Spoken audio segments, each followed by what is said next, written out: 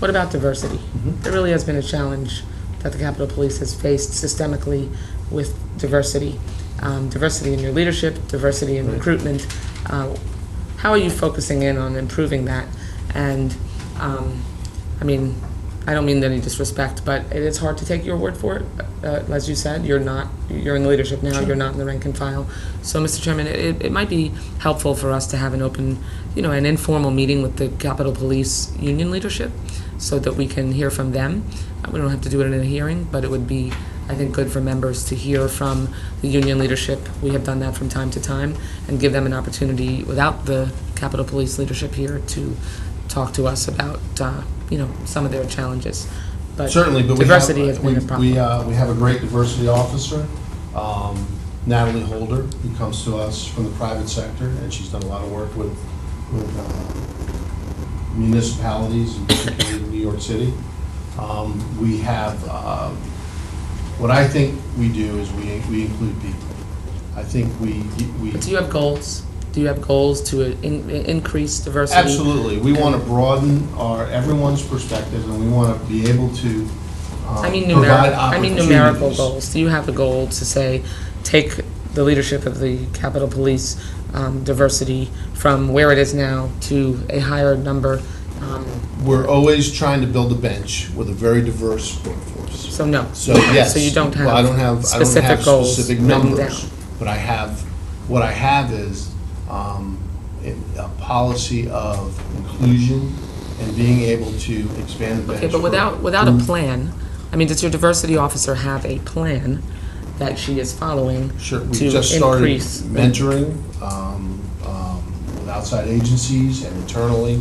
We also are providing opportunities for people. Of course, they're all validated promotional processes, and we look at all of the aspects of promotion that we should.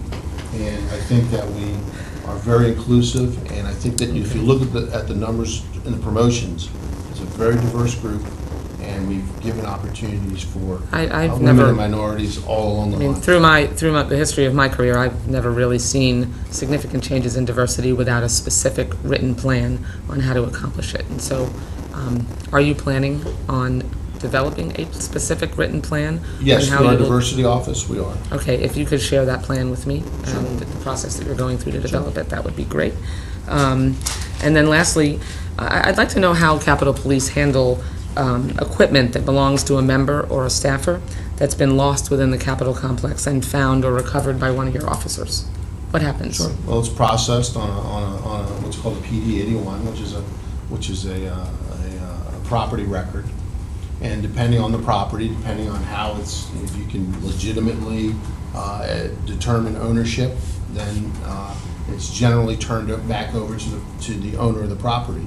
If it's part of an ongoing case, then there are other things that have to occur for that to happen. So if a member says that they have equipment that's been lost and you find it, it would be returned to the member?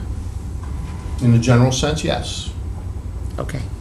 You have to identify, you have to be able to positively identify the property and be able to establish ownership. Right, and if ownership is established. If it's part of an ongoing case, then there are additional things that need to be done.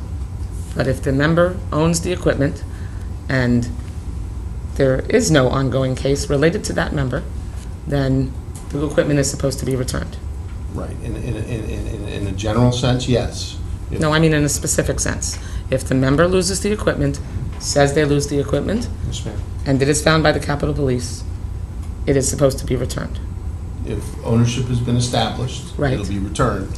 If it's subject to an ongoing investigation, there are additional things Okay. that need to be turned But over. not an ongoing investigation related to the member. If the equipment belongs to the member, it has been lost, they say it's been lost and it's been identified as that member's, then the Capitol Police is supposed to return it. Correct? Well, it's not I can't give a yes or no answer on that because I know. It's a simple more yes or no parameters. answer. Well, If a member loses the equipment, Yes, ma'am. and it is found by the Capitol Police or your staff, and it is identified as that member's equipment, and the member is not associated with any case, and that is their equipment, it is supposed to be returned, yes or no? Depends on the circumstances. And if the circumstances are. I don't understand how that's possible. Members' equipment is members' equipment. It is not Under my understanding, the Capitol Police is not able to confiscate members' equipment when the member is not under investigation. It is their equipment, and it's supposed to be returned.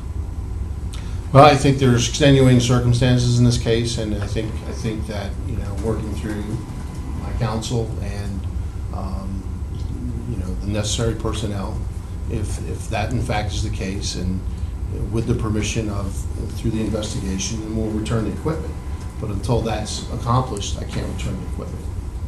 I think you're violating the rules when you conduct your business that way, and should expect that there would be consequences. I yield back. Gentlemen, thank you for your testimony today. Chief, Assistant Chief, we let you off easy. Chief, you answered all the tough questions, but we appreciate both of your leadership and service to our country. We appreciate the many officers that are out guarding the Capitol right now, that are away from their families, putting themselves in harm's way, all the support personnel, civilian personnel.